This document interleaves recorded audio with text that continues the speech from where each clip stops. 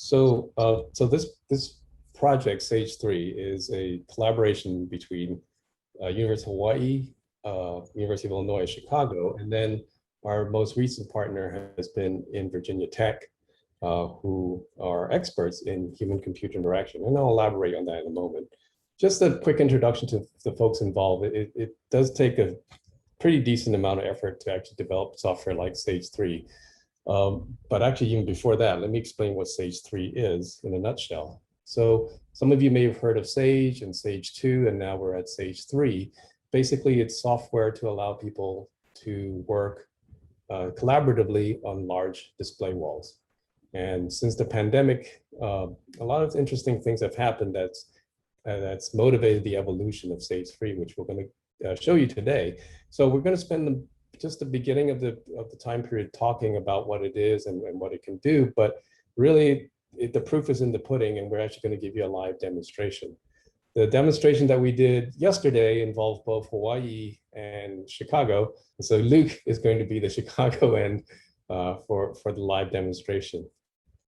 So there's myself, Maddie Belcade, and Ryan Thirio in Hawaii. Maddie Belcade is the bona fide artificial intelligence expert. And then in Chicago, we have Andy Johnson, my very close colleague from Chicago, and then Maxine Brown, of course, whom you all know very well. And then Luke Winabo, who's been really at the beginning of SAGE since the day one. So he's the sage of SAGE, so to speak. Our newest collaborator is Chris North from Virginia Tech. Chris and I have known each other for some time now, primarily because Chris has done, he's probably the world's leader in understanding how people work in large display environments, and it's the benefits of the technology. And so I always tend to cite his papers when I write grants to build the new versions of SAGE, which has been a really cool synergistic opportunity. Okay, so of course, students really are the ones that do most of this work.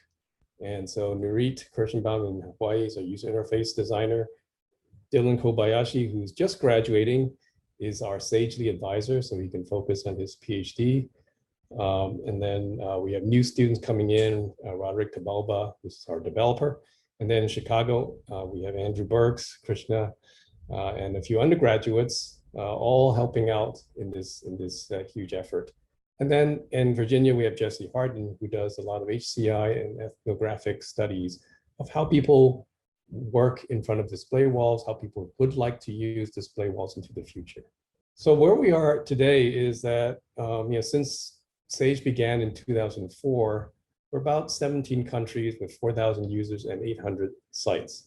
And more we're seeing sites building not just one tile display, but multiples. For example, when I moved to Hawaii, I started with one display in my lab. We're at 18 displays in Hawaii, connecting all the universities and various research labs together. And this is a lot of you actually use SAGE, so you know that you tend to use it in a lot of applications, everything from archaeology to art to statistics to science of all varieties. So I don't have to elaborate too much on that. So in 2004 was when SAGE was officially born. All C++ code base back then, and in 2004 was also when Facebook was first born too, just sort of dating how far back the stuff was.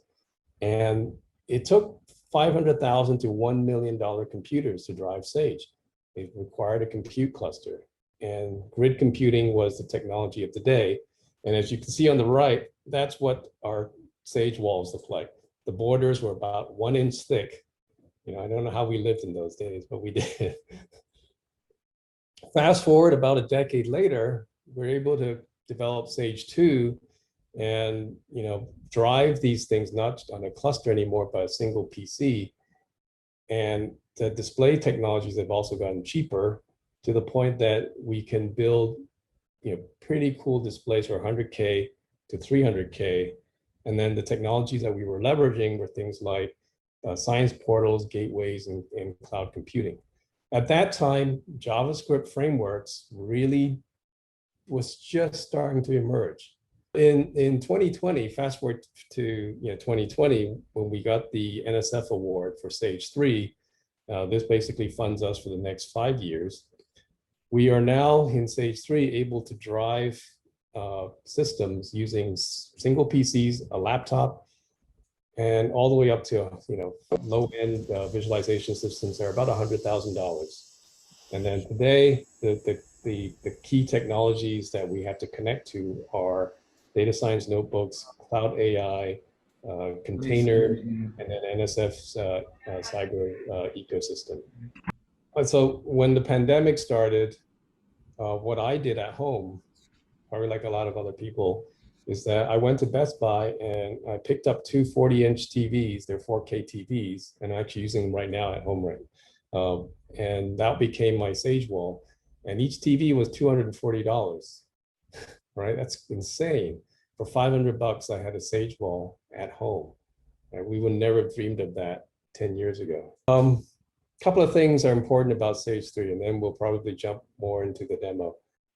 We re-architected SAGE2 from the ground up. There is nothing of SAGE2 left. It's a complete clean rewrite where you can now take advantage of all the new JavaScript infrastructure out there. We're using React, Redis, and all these other cool new emerging tools. We redesigned the whole user interface for this post-pandemic reality.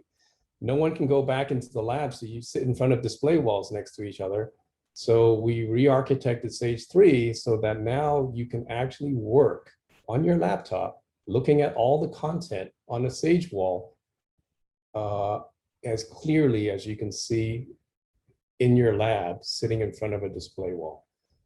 So that means that for the first time, people who are traveling can still get into a Sage meeting, look at all this content. And we're going to demonstrate that. So I'm the one at home, and Luke is the one in the lab, and we're going to demonstrate that live for you in a moment. And then the other components is CineGrid is about artificial intelligence this year. A major thrust in the next 4 years of SAGE3 will be to focus on using artificial intelligence. And what I mean by that is two things. One of the things is enhancing the user interface with artificial intelligence, making it a first-class partner in a collaboration.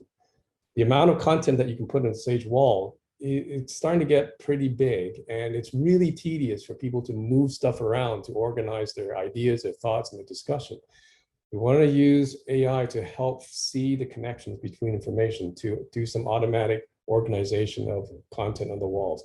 Or if you're working on a specific task, there are AI-enhanced templates that will help you get that job done. The second thing is, since we're primarily funded by the National Science Foundation, we're here to serve scientists and make them be more competitive. And so what we're trying to do is take a lot of artificial intelligence capabilities that are hard for them to use because they're not computer scientists, and integrate it into the Sage environment so that they can do their scientific research, take data, throw it on the Sage wall, and have AI figure out what's the right algorithm to use to do their analysis, to get their discoveries done faster. Just a fun little chart to show you the difference between using a big display wall like SAGE2 and using a PowerPoint projector in the classical boardroom meeting. With when you're in a boardroom, you got a projector. In Europe, it's called a beamer, and you have a cable. You plug it into your laptop, and then you pass that cable around, right? Or at most, you have Apple TV, right? And then Zoom. So what we did was we did a little survey with our students of what they feel it was like to work in front of Sage. What was it like to then switch to having to go back to a PowerPoint projector mode of work? And then finally, when the pandemic hit, we asked them to compare what's like to be in a meeting in Zoom. So these are the kinds of questions that you see, right? Basically, how focused were you in the meeting? How much did you feel you contributed content to the meeting? How easy was it to contribute content to a meeting? How actively were you participating in meeting?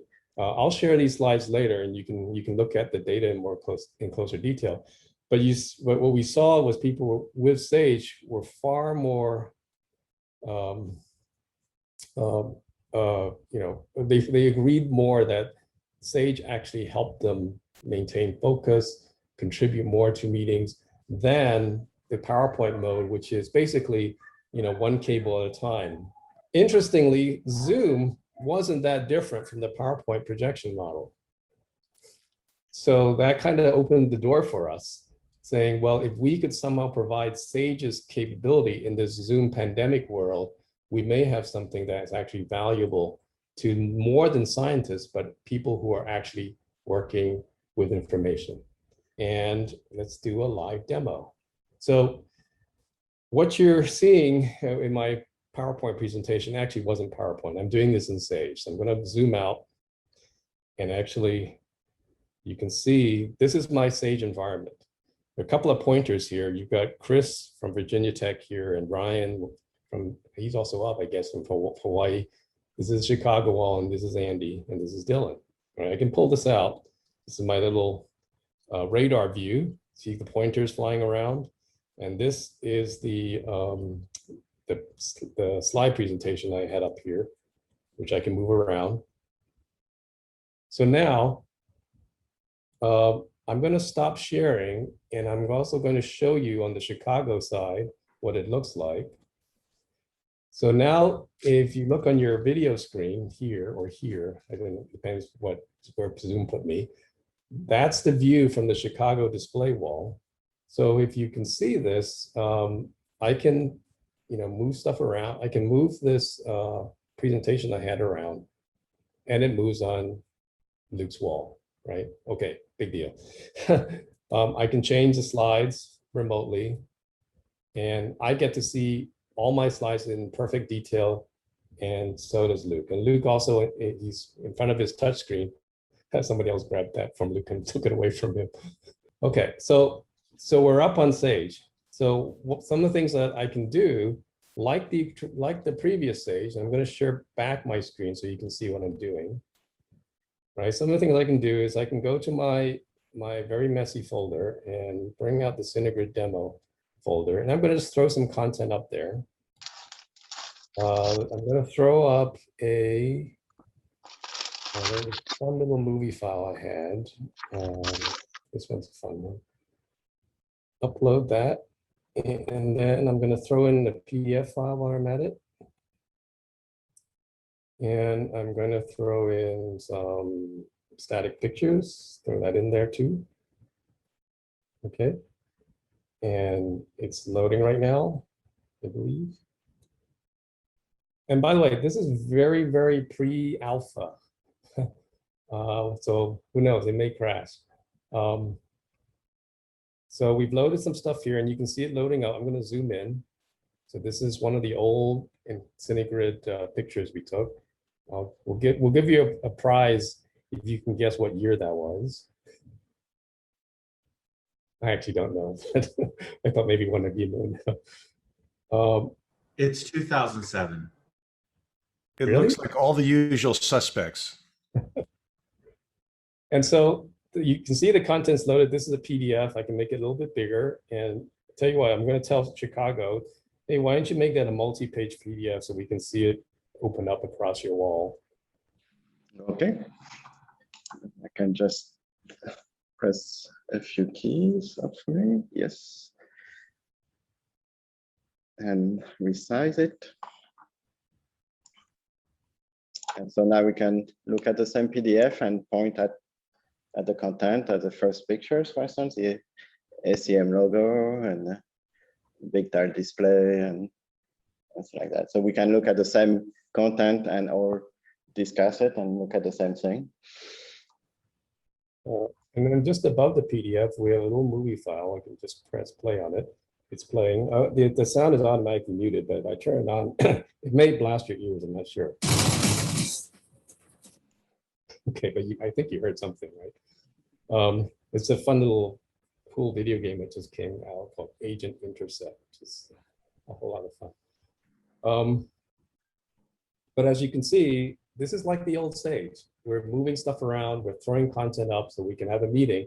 But the important difference is I can do this from home.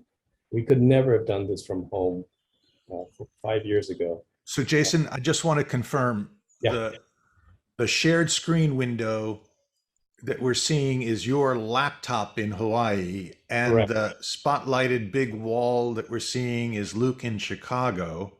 Correct.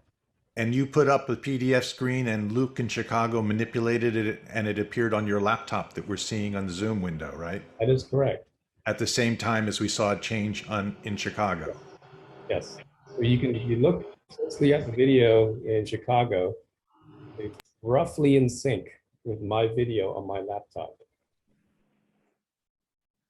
It's hard to tell when you look at it. So, but let me back out even further. You can actually see, I'm going to make this window a little smaller. This is SAGE running on my laptop. This is just my regular laptop, right? And so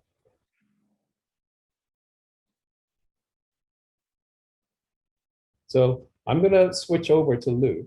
What is the configuration? You mean your regular laptop? This is what I mean by my regular laptop. This is my home laptop because He asks, what is the laptop? Oh, the laptop is an Apple 1-year-old Apple laptop. RAM and I have core number. I have like 32 gigs, maybe 8 core, 4 Okay. terabytes of storage.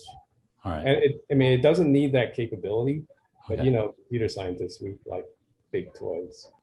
Okay, so let me stop sharing and I'm gonna have you focus on Luke's window.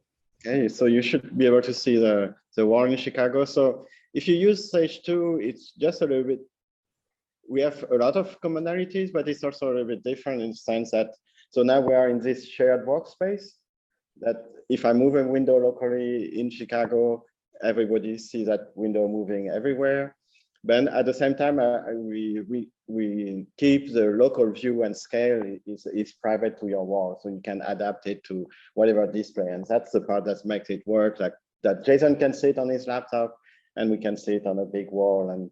And yesterday we had the wall also in Jason's lab, so we could have multiple walls and multiple laptops all at the same time. So you can see here in the overview video streams, you can see I'm manipulating the wall, so I can make it very small, very, very large. And I can very easily switch between application. And when I select an application, it just makes it full screen locally on my wall. It's not changing the position and scale, it's just changing my viewport onto this kind of canvas that we have there. So I can switch application. And for example, here I went back to the JSON slides, and that's what you saw during the presentation. In fact, you might have seen pointer flying by a little bit during his presentation, but that's what happened. And I have a button also where I can just click and see all the windows open at once. So for instance here, so we have a PDF, we have video, we have sticky notes, very, very common for brainstorming. We use that a lot. And it works in a way where if you have text in your clipboard, you can just paste the text and we create a quick note from that, from your clipboard. So we have images, PDF, and another very important part that people used a lot in SAGE2 was the web browser or the web view that we were calling it. So we can, again, bring web content directly into the wall and open as many of them as we want. So let's see, first I have a URL here, and I should be able to paste. Make sure you zoom in so that folks here can see, because the camera tends to blow out with the wall. Zoom the physical camera in, Luke. Mm-hmm. And I can see the video a little bit. Yeah, so you can ask Luke or Lance or Andy to help. And so for instance, here we're looking at the web page, and everybody in the session will see that web page and look at the same thing. For instance, here's the story about Jason's lab, and so we can. And again, it brings that you can bring almost any content you want available online and display it into the wall. Let's see.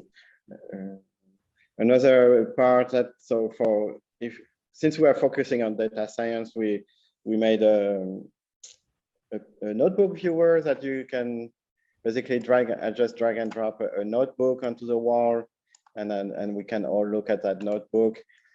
And for now, it's still not like a live notebook. It's not interactive, but at least we can visualize the notebook, and that would be the next step. We want to make those notebooks live and connected to cyber infrastructure, so we can leverage things like the Nautilus environment, for instance, and leverage all kind of resources online and do data science directly onto the wall and share the content. So you should be able to see I'm scrolling right now through the notebook, and we can all look at it. And since it's a fairly big wall that I have in front of me, I can change the layout of the notebook, and that's something we are looking at, and that Chris in Virginia Tech has been looking at for a while too. Now is how do we display those notebooks in very large, when we have a lot of space, basically. And so here it's just a 2D grid, but so we are exploring on maybe how to deconstruct the notebook and show it differently and let people interact with them differently. So we have we've been working on a drawing application, not completely because we want a drawing application, but it's a very interesting application because now we have multiple users interacting with the content or generating content and strokes, so we can or draw on the board. And so that's very useful to test synchronization and track who is doing what onto the wall. And like before, I can download the content and can undo some of my drawing. I cannot undo somebody else's drawing and so on. So that's a nice application to test all those really nitty-gritty protocol in the back end to synchronize the data. And at the same time, drawing a whiteboard is always useful in a meeting. Let's see, so we have an image viewer. So we have, of course, we need the default map application. Always we want to show geodata. We have a student working in Hawaii looking at loading GeoJSON layers, for instance, into those maps and leverage again the resolution and the scale of those displays. So I can move to the map, and you should see that it's synchronized across all the location. I can change the setting of the map, and everybody will see something the same thing. And I can again, all the pointers are also synchronized across all the applications. So if somebody point at for instance, at the coast or the harbor in Hawaii and stuff like that, so we know we are pointing at the same thing. Here, for instance, Jason and Andy are pointing a different part of the map, but we know when they're pointing at something, they're pointing exactly at the same location, so we can engage in a discussion and know for sure that we are talking about the same aspect of the data. And so we're also working a bit like in SAGE3, integrating all kind of various APIs. So for instance, for data visualization, here's just a trivial example, but we're looking at Plotly and VegaLite. And so you can integrate all your usual data science libraries like D3 and Plotly and Vega and what else comes this week. There's always something new and interesting to do data science, and even machine learning in the browser is getting more and more popular. So keeping that JavaScript kind of philosophy or environment, let us again bring all kind of library and functionalities that hopefully the community would participate at some point into it. And then the next big project in SAGE3 would be the integration of let's say the real, between quote, data science done in Python and done on various infrastructures. So it could be done on your laptop, but it might be done on a supercomputer and something like that. So that's where Jason's collaborator in Hawaii in AI are bringing their expertise to see how we can combine powerful AI backend into the environment to do simple things first, like even just maybe helping about the layout of the content, but also continuously looking at the content, saying you have 5 PDF on the wall, and you might be able to synthesize a topic summary about what you are looking, or suggesting new publication and stuff like that, or looking at video and labeling interesting part in the video, or for instance, looking at that CineGrid picture and maybe labeling all the people in that picture, or telling us when it was taken. I'm sure there's some software that would be able to tell us when it was taken and stuff like that. So that's where I think there is a really interesting work is going to start this summer, is when we start integrating the AI part and the smart workflow and smart workspaces. And maybe the last one that I can try to share is an application that was very powerful also for and used a lot in SAGE3 was a screen sharing. So I will try to share my screen. So it opens a window on the. And Luke, I'm sorry to interrupt. I see a laptop in your lab at the lower right of the video frame. Can somebody scoot it forward and to the left, despite what I wrote, so we can see it as you do this trick? The screen sharing is something we just added recently. So let's see if we can make it work. Oh yeah, it is working. So you can see on Andy's laptop, you can see my screen. And again, it's the scenario where you don't want to share the data, or you don't want to share the file, but you have something that you want to show on your laptop, and I can go to any website or use any application available on my laptop and display something. So for instance, I can go to the Jupyter website, and so we can discuss about the Jupyter software, for instance, things like that. So here again, there is always this separation between what you want to share on the wall and what you want to keep private on your laptop. And that depends very much on what you are doing. If you're just in education, or if you're in a company, that might be very, very different, or you're in a national lab or something like that. And again, it's screen sharing without any plugin or application, or it's just built into the system. Yeah. And so, and I can, just so that folks at home can sort of see more clearly, if I hit the share screen again, you're going to see basically what I'm seeing from home. And as you can see from home, instead of that blurry zoom picture of the wall, I have a very crisp view of all the content on the wall, assuming Zoom does its job. So I can continue to play this video. Mm-hmm. And this video is actually live streamed from SAGE. Chicago. From Chicago, actually, yes. Even more impressive. So like so I can really work from home even without a display wall. So in SAGE2, the content was sort of uploaded to a local folder and then played from there. Here, it's all streaming. Yes, it's pretty much all streaming. I mean, in the sense of HTTP streaming, not really like it's not Netflix yet, but it's. Yeah, it's not Netflix yet, but that's the next step, right?